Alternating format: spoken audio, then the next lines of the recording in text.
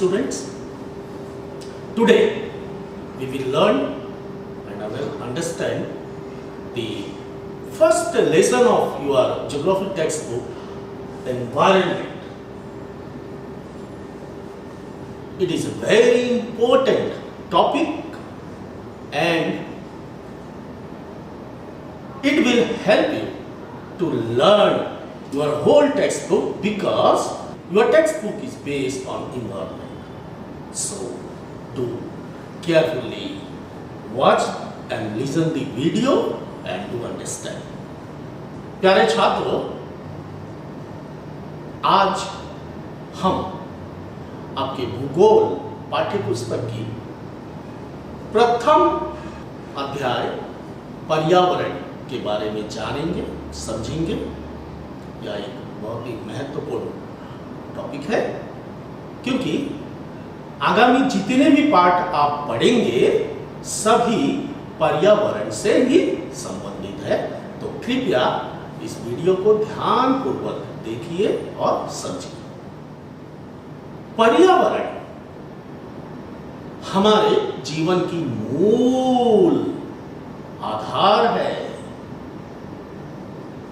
इससे हमें जीने के लिए सभी आधारभूत सुविधाएं प्राप्त होती है।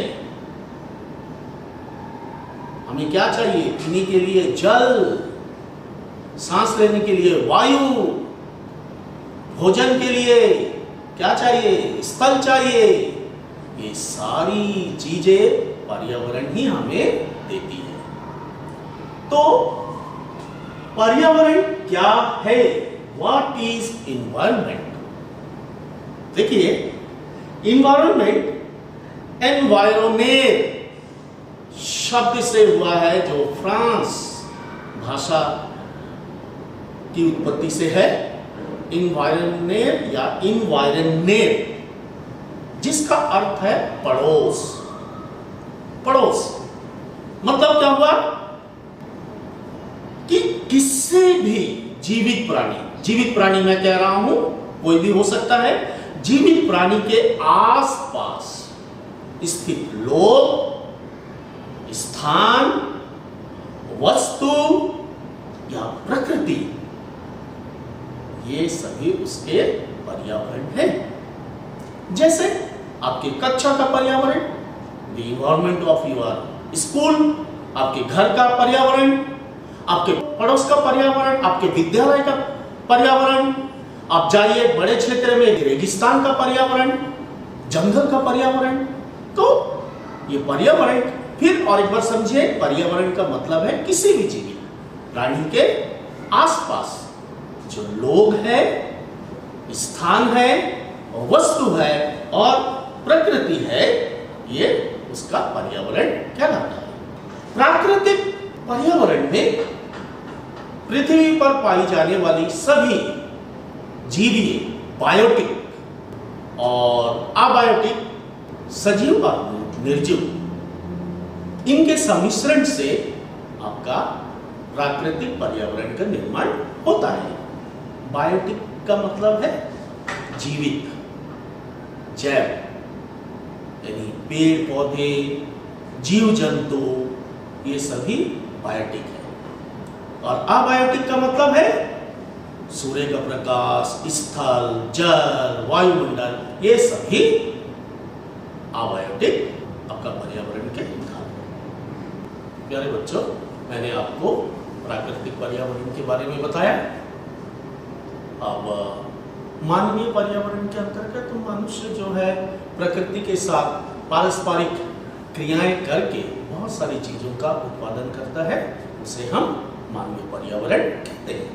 जैसे मैं यहाँ पर खड़ा हूँ, मेरे आसपास जितनी भी चीजें हैं उसे मानव ने बनाया है, मानव ने निर्मित किया है, तो ये मानवीय पर्यावरण है। तो हम एक ऐसे पर्यावरण में रहते हैं जो प्राकृतिक और मानवीय पर्यावरण से घिरा हुआ है। अब चित्र देखिए, इस चित्र में पर्यावरण के घटक देखिए, अच्छे से देखिए, इसमें आपको मालूम चल जाएगा कि पर्यावरण के अंतर्गत कौन कौन से घटक इसमें शामिल है। देखिए, पहला है प्राकृतिक पर्यावरण, जिसमें स्थलमंडल, जलमंडल, वायुमंडल, जैवमंडल है। उसी तरह आपका मानवीय क्रियाओं के अंतर्गत बहुत सारी चीज़ें बनी हुई है, और मानव में जो है लोग है, परिवार है, ये सारी चीज़ें आती है। आप इसको ध्यानपूर्वक देखिएगा, आपको पर्यावरण के घटक के बारे में बहुत अच्छे से जानकारी हो जाएगी। अब हम प्राकृतिक पर्यावरण, नेचुरल इन्वायरमेंट के बारे में जानेंगे।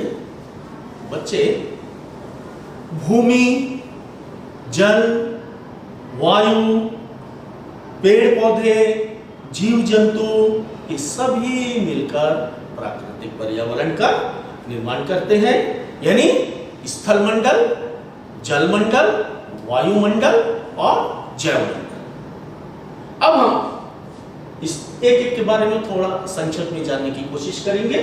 स्थलमंडल, स्थलमंडल क्या है? ये जो हमारी पृथ्वी का जो भूमध्यरेखा का ऊपरी हिस्सा जो कठोर सतह से निर्मित है वो स्थलमंडल है, और जो नरम मिट्टी से ढका हुआ है, और यहाँ पर इसका निर्माण खनिज और शैलों से बना है। ये स्थलमंडल है, और स्थलमंडल महाद्वीप में भी है और महासागर के अंदर में भी पाई जाती है। इसमें पहाड़ हो सकते हैं, पठार हो सकते हैं, और घाटी है, तरंगित भूमि है, रेगिस्तानी क्षेत्र है। ये सभी एक मिलकर एक विषम परिस्थितियों वाला एक बनाते हैं, जिसको हम स्थलमंडल कहते हैं। अब स्थलमंडल बहुत इंपॉर्टेंट है, बहुत महत्वपूर्ण है मनुष्य के लिए। स्थलमंडल से देखिए, ये ऐसा जगह है जहाँ पर रहने के लिए हमें क्या मिलता है? स्थल।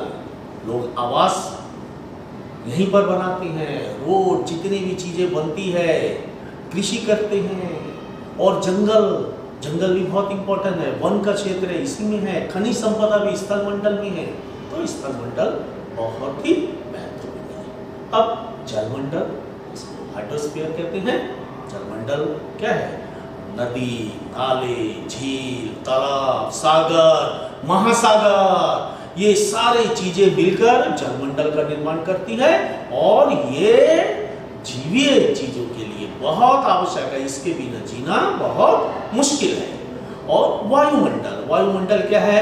पृथ्वी के चारों ओर एक पतली और वायु की परत है, और आपको मालूम है कि पृथ्वी का अपना गुरुत्वाकर्षण शक्ति होता है, ग्रेविटेशनल पावर, और वो उसको बांधे रखती है, और ये जो है सूर्य की हानिकारक किरणों से हमें बचाती है, एकदम झुलसाने वाली गर्मी से हमें बचाती है। तो ये बहुत इंपॉर्टेंट है। और जो भी हम आपको वायुमंडल में जो भी घटनाएं होती रहती है, उसका असर हमारे यहाँ मौसम और जलवायु पर पड़ता है। वैसा हमारा मौसम और जलवायु में भी परिवर्तन होते रहता है। तो स्थलमंडल, जलमंडल, वायुमंडल। अब हम चलते हैं जैवमंडल, biosphere, that is the important part. हम रहते कहाँ पर है? देखिए, स्थलमंडल में तो कोई रह नहीं पाएगा, केवल स्थलमंडल है, जल नहीं है, वायु नहीं है, या फिर वायुमंडल अकेला है जिसमें स्थल नहीं है, वायु नहीं है। तो जैवमंडल क्या है? What is biosphere? बायोस्फीयर का मतलब है कि पृथ्वी का वह क्षेत्र जहां पर सजीव, जीव जंतु, प्राणी, पेड़ पौधे का आवास है, जहां हम रहते हैं। यह एक हमारी पृथ्वी का एक संकीर्ण क्षेत्र है, जहां पर स्थलमंडल, जलमंडल और वायुमंडल आपस में मिलते हैं और ऐसी परिस्थितियां बनाते हैं जहां पर जीवन संभव है। आप चित्र देखिए जहां पर प्राकृतिक पर्यावरण और जैवमंडल को अच्छा से दिखाया गया है। आप इसे भी देखकर समझने की कोशिश करिए। पारितंत्र क्या है? What is ecosystem? पारितंत्र ये सभी पेड़ पौधे, जीव जंतु, मानव, हम सभी ये क्या करते हैं? अपने आसपास के पर्यावरण पर एक दूसरे पर आश्रित होते हैं, एक दूसरे से ऐसे परस्पर जुड़े हुए हैं कि हम उसकी मदद करते हैं, वो हमारी मदद करते हैं। तो ऐसा सिस्टम जीवधारियों का है ना, एक आपसी मेल मिलाप और पारस्परिक संबंध जो बनता है किसी भी क्षेत्र में, हम उसको पारितंत्र या इकोसिस्टम कहते हैं। इकोसिस्टम अलग अलग हो सकता है बेटा। एक तालाब का भी इकोसिस्टम हो सकता है। रेगिस्तान कहते हैं ना, वहाँ पर बहुत कम जीव जंतु है, लेकिन वहाँ भी एक इकोसिस्टम है। तो सभी आपस में जुड़े हुए हैं। और अब केरल चाहिए, वहाँ काफ़ी वर्षा होती है, वहाँ का एक अलग इकोसिस्टम है। एक जंगल का अलग इकोसिस्टम है, समुद्र का अलग इकोसिस्टम है। सभी एक दूसरे पर आश्रित होते हैं, निर्भर होते हैं और एक तंत्र का निर्माण करते हैं। छात्रों, मैंने पारितंत्र के बारे में आपको बताया। इस चित्र को देखिए, एक तालाब का चित्र है। आप देखेंगे कि पारितंत्र क्या है। इस तालाब में ऊपर झरने से तालाब में पानी आ रहा है और तरह तरह के फूल, पादप, पेड़ पौधे, गाय सारा पनपे हुए हैं। और इसमें बतख या दूसरी चिड़िया देखिए तैर रही है या कुछ ढूंढ रही है। और इनका आसपास का क्षेत्र जो है घास, क्योंकि पानी है, घास है, छोटे छोटे पेड़ पौधे हैं, उसको चर रहा है। हिरन चर रहा है, गाय चर रहा है, इस तरह के जानवर चर रहे हैं। और ये जो जिसमें चिड़िया जो है या हंस है, वो छोटे छोटे गाय लाइकेन या शैवाल या छोटे छोटे तालाब के जो जलीय जीव है उसको खा रही है। तो हिरन और गाय जो है घास चर रही है। और उसको भी मारने के लिए, इसमें तो दिखाया नहीं गया, शायद मांसाहारी जानवर उसका शिकार कर रहे होंगे। इसमें छोटी छोटी मछलियां, जलीय जीव पनप रहे होंगे। आपस में कितना एक संबंध है, पारस्परिक निर्भरता है। इसी को तो पारितंत्र कहते हैं। हम भी, मनुष्य भी इसमें भागीदारी हो सकते हैं। हम भी उस तालाब का प्रयोग कर सकते हैं, लेकिन यदि हमने उस तालाब का पानी को बर्बाद कर दिया तो क्या होगा? ये जितने भी चीजें हैं आप देख रहे हैं, सारा खत्म हो जाएगा। अगर वो भी खत्म होते हैं तो उसका इफेक्ट हम पर भी पड़ेगा। तो कहने का तात्पर्य यह है कि आपस में हम एक दूसरे से जुड़े हुए हैं। इस पर्यावरण में एक पारितंत्र है और आपस में हमारा संबंध है, वो जुड़े रहना है। अगर इसमें हम कोई बड़ी बाधा डालते हैं तो वो पारितंत्र बिगड़ जाता है। अब पारितंत्र के बारे में आपने जाना, अब हम मानवीय पर्यावरण, ह्यूमन इन्वायरमेंट के बारे में पढ़ेंगे। अब आप लोगों ने शुरू के चित्र में देखा होगा कि पर्यावरण के घटक में ह्यूमन इन्वायरमेंट क्या है? मनुष्य और मनुष्य की क्रियाकलापों से जो बनता है उसको हम ह्यूमन इन्वायरमेंट या मानवीय पर्यावरण कहते हैं। अब थोड़ा पुराना अगर हम चलेंगे तो देखिए, पुराने समय में जो आरंभिक मनुष्य या मानव था वो प्रकृति से संघर्ष करते हुए प्रकृति पर आश्रित था और उनकी आवश्यकताएं भी बहुत सीमित थी और वे प्रकृति में अपने आप को ढाल लिए। धीरे धीरे आग का आविष्कार हुआ, पहिए का आविष्कार हुआ, धीरे धीरे शनय लोगों ने स्थायी जीवन जीना सीखा, पर्यावरण से बहुत कुछ लेना सीखा और धीरे धीरे कालांतर में औद्योगिक क्रांति आया, तेजी से विकास शुरू हुआ और लोगों की मांगे बढ़ने लगी और जनसंख्या बढ़ने लगी, आविष्कार होने लगा। तो कहते हैं ना कि आवश्यकता ही आविष्कार की जननी होती है। मनुष्य की आवश्यकताएं बढ़ने लगी, चाहते बढ़ने लगी और चारों तरफ उत्पादन ही उत्पादन होने लगा, जनसंख्या बहुत ज्यादा हो गया और फलस्वरूप तरह तरह के आविष्कार और खोज हुए और फलस्वरूप जो आज का आधुनिक युग है, इसमें क्या हुआ, ये जटिल भी बन गया और सुगम भी बन गया। आज लोगों ने इतने आविष्कार किया, जितने भी आज प्राकृतिक पर्यावरण से चीजें लेकर उन्होंने तरह तरह की चीजों का निर्माण किया। आज जो भी चीजें आप देखते हैं, सुई से लेकर बड़े बड़े जहाज, टैंक, ये स्पेस क्राफ्ट, सारी चीजें आपका मानव क्रियाओं के अंतर्गत, ये मानवीय पर्यावरण के अंतर्गत आता है। लोगों ने बहुत उत्पादन कार्य शुरू किया, संचार, प्रौद्योगिकी, ये सब के कारण आज दुनिया छोटा लगने लगा। लोगों ने प्राकृतिक पर्यावरण का बहुत अधिक दोहन करने लगा, और तो रिजल्ट आपके सामने है।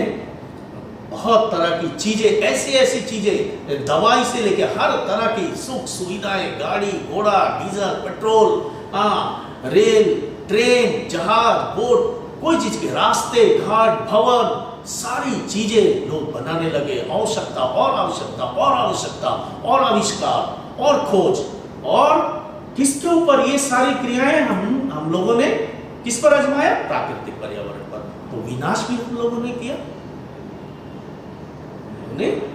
बहुत, अब देखिए ग्लोबल वार्मिंग, ये बहुत सारी चीजें सामने आ जाती है।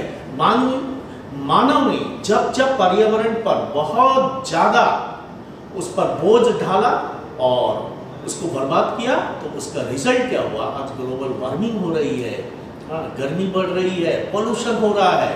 तो ये हमारे सामने इसका रिजल्ट आया है। इसीलिए आज मैक्सिमम सभी देश के सरकार ने ये प्रण लिया है कि सतत पोषणीय विकास करना है। यानी हमको विकास तो करना है, लेकिन हम पर्यावरण को बिना नुकसान करके विकास करेंगे। प्यारे बच्चों, आप मालूम ही है, 3 दिन पहले ही हमारे देश के माननीय गृह मंत्री आए यहाँ पर। उन्होंने बहुत तरह तरह के मानवीय पर्यावरण और लोगों ने जो बनाए हैं उनका उद्घाटन किया, शिलान्यास किया, जिसमें एक प्रमुख है मध्य अंडमान और बाराटांग को जोड़ने वाली एक बहुत बड़ा ब्रिज। ठीक है, इसका उद्घाटन किया। ये मानवीय पर्यावरण का उदाहरण है, ये मानव का उत्पादन है। लेकिन आपको मैं बताना चाहूंगा, मैं इसलिए भी बता रहा हूं कि इसको बनाने में जितना समय लगा, लेकिन इसका परमिशन लेने के लिए, क्यों परमिशन लेना पड़ा, क्योंकि नीचे समंदर है और चारों तरफ रिजर्व फॉरेस्ट है और जरवा क्षेत्र है, तो परमिशन बहुत जरूरी है। फॉरेस्ट डिपार्टमेंट, तरह तरह के डिपार्टमेंट से पेपर वर्क चला, क्लियरेंस बहुत जरूरी है, क्योंकि जंगल नष्ट नहीं होना, हमारा समुद्र नष्ट नहीं होना, हमारे जो ट्राइब्स है उनके जीवन पर कोई प्रभाव नहीं पड़ना। ये सारा चीज को देखते हुए बाद में क्लियरेंस होने के बाद ये बड़े ब्रिज का निर्माण किया गया। और भी एक ब्रिज बनेगा, तो मनुष्य लगा पड़ा है। तो आज सभी सरकार ये चाहती है कि सतत पोषणीय विकास, बिल्कुल कम से कम बर्बादी हो, पर्यावरण का कम से कम बर्बादी हो और प्रदूषण ना फैले। तो संक्षेप में तो आपने सारांश में आपको फिर बताना चाहूंगा कि पर्यावरण क्या है। पर्यावरण आपके आसपास में जो लोग हैं, प्रकृति है, वस्तुएं हैं, ये आपका पर्यावरण है। और ये पर्यावरण प्राकृतिक और मानवीय 2 रूपों में है। प्राकृतिक पर्यावरण के अंतर्गत स्थलमंडल, जलमंडल, वायुमंडल और जैवमंडल आते हैं। और प्राकृतिक पर्यावरण का खास जो है घटक है आपका जैवमंडल है। साथ ही साथ आपका पारितंत्र के बारे में हमने बताया कि एक क्षेत्र होता है, कोई भी क्षेत्र ले लो, वहां पे जो जीव जंतु, पेड़ पौधे आपस में पारस्परिक निर्भरता होती है, आश्रित होते हैं, और एक छोटा सा क्षेत्र में वो एक पारितंत्र बनाता है जिसमें सभी की सहभागिता होती है। केवल हम लेंगे ऐसा नहीं है, देना भी है। और इसके बाद मानवीय पर्यावरण के बारे में मैंने आपको बताया कि मनुष्य प्राकृतिक पर्यावरण से अपनी आवश्यकता के अनुसार लेकर बहुत सारी चीजों को आपसी क्रियाओं के द्वारा बहुत सारी चीजों को उत्पादन करता है, और इसे हम मानवीय पर्यावरण कहते हैं। मुझे उम्मीद है कि आपने इस पाठ को, एक सरल है लेकिन बहुत इंपॉर्टेंट है, क्योंकि आगे जितने भी पाठ आप पढ़ेंगे सभी पर्यावरण से ही संबंधित होंगे। आप इसे समझने की कोशिश करिएगा, और कुछ प्रश्न मैं दे रहा हूं, इसे आप कॉपी में लिखेंगे और इसे अपने आप करने की भी कोशिश करेंगे। प्रश्न है, देखिए, व्हाट इज इन्वायरमेंट? पर्यावरण क्या है? मैंने आपको बार बार बताया कि पर्यावरण कोई भी जीवित प्राणी के आसपास जो भी लोग, वस्तु, चीजें जो है या प्रकृति, इसका पर्यावरण कहलाता है। उसके बाद का प्रश्न है, व्हाट इज इकोसिस्टम? पारितंत्र क्या है? मैंने आपको ताल का भी एक अच्छा सा उदाहरण दिया है। मुझे उम्मीद है कि इस प्रश्न को आप अपने आप करने की कोशिश करेंगे। पारितंत्र जो एक कोई भी क्षेत्र है, उसमें जो भी जीव जंतु, पेड़ पौधे का एक आपसी पारस्परिक संबंध रहता है और एक दूसरे पर आश्रित रहते हैं, जिसको हम उस पारितंत्र कहते हैं। What is biosphere? That is very important question. जैवमंडल क्या है? आपका प्राकृतिक पर्यावरण में स्थलमंडल, जलमंडल, वायुमंडल तो है, और जैवमंडल। ठीक है, जलमंडल ये स्थलमंडल, जलमंडल और वायुमंडल जहां पर मिलती है, ये एक संकीर्ण क्षेत्र होता है। ऐसा नहीं है, देखिए, वायुमंडल में जीवन केवल वायुमंडल में कोई नहीं रह सकता, स्थलमंडल में नहीं रह सकता, जलमंडल, तो तीनों जहां आपस में मिलेगा वहां पर क्या है, एक जीवन के लिए एक उपयुक्त परिस्थिति बनेगी, जहां उसको हवा मिलेगा, पानी मिलेगा, और स्थलमंडल में क्या मिलेगा आपको? जंगल, जमीन, खेती बाड़ी के लिए, रहने के लिए। तो ऐसे क्षेत्र को जीवीय क्षेत्र कहते हैं, इसको हम जैवमंडल कहते हैं। पृथ्वी में ये बहुत कम है, स्थलमंडल, जलमंडल, वायुमंडल विशाल है, लेकिन इसका जो क्षेत्र बहुत लिमिटेड होता है। वहीं पर ऐसी परिस्थितियां पनपती है जहां पर कोई भी जीवीय चीज पनप सकती है। तो एक क्वेश्चन है आपका, इवैल्यूएटिव क्वेश्चन है, plants and animals depends on each other, give reason. पेड़ पौधे और जीव जंतु एक दूसरे पर आश्रित है, कारण बताइए।